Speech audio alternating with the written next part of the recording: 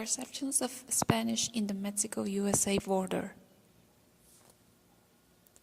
Individuals, as social entities, develop a wide variety of capacities according to the different circles of these groups. To have access to these places, there is a key tool which is required depending on the scenario the individual is located: language. To be able to communicate, it is important to know whom, how, and when to use the appropriate language.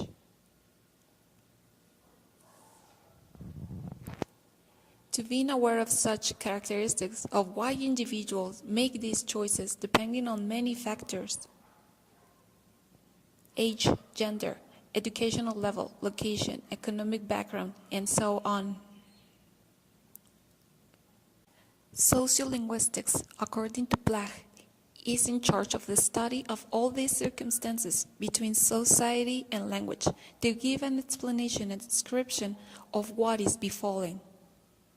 There is no doubt that this occurs in all groups in all places. However, the main focal of this phenomenon is the border situated in the United States and Mexico.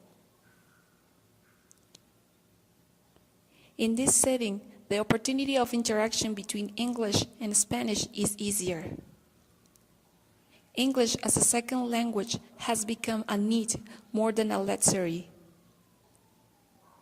One of the reasons is the possibilities to obtain a good job position, especially because this frontier presents a potential industrial trade where the most percentage of the plants is American origin. The necessity to be competent in English is crucial to perform adequately in these jobs. This is leading to make the population to become bilingual, which refers to be able to speak two languages. The present information focuses on the different perspectives the population in the border of the United States-Mexico have of themselves in terms of social group, language attitudes, and parents' beliefs of Spanish language. To illustrate these perceptions, three research will be used.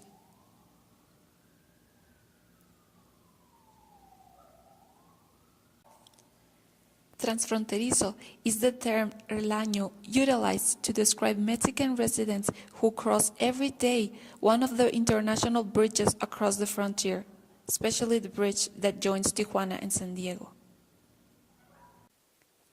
They cross in order to attend their schools, jobs, housing, and medical care, as well as recreational activities such as shopping, entertainment, to visit family or friends. The author mentioned that the word transfronterizo addresses the constant interaction that Mexicans daily face in the different circles in both sides of the Tijuana-San Diego Trench. Zúñiga added that this in particular makes that a new linguistic group where the differences of nationality, citizenship, language, and social class disappear. The research carried out by Relaño found that their sample gave different subgroups. For instance, the participants did not agree to be classified the same as Cholos. According to their responses, Cholos who born in the USA are not considered Mexican. Besides, they speak more English than Spanish, or they speak broken Spanish. Finally, they seem to carry a sense of Mexican pride, celebrating without knowing its history and without having interest in.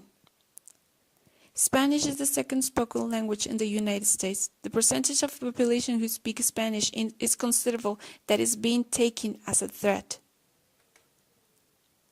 According to Achugar, this has made politics and education to get strong to prevalent English as the language to have succeeded in this setting.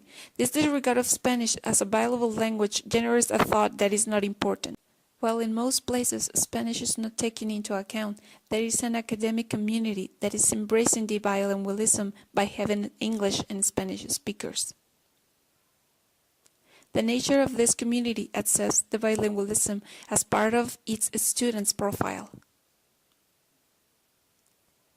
Stressed by Vogt, Giles claimed that when elements such as demographic strength, institution support, and member social conditions favor a linguistic variation group meet, the attitudes toward a language resolve positive, in this case, Spanish. Achogar research findings, for instance, show that in general all interviewees evaluated the use of Spanish in the community as prevalent and normal. Isabel conducted a research aiming 3 different aspects regarding Spanish as a worthy transmission. One of them is parents' beliefs towards Spanish as their children's repertoire for future advantage.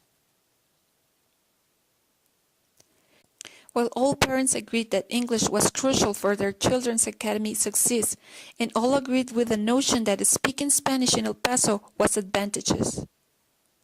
Differences were found in their understanding of successful linguistic transmission and about the value of bilingualism. For some, their children needed only enough Spanish to converse in social situations, for others, just enough to communicate with monolingual relatives.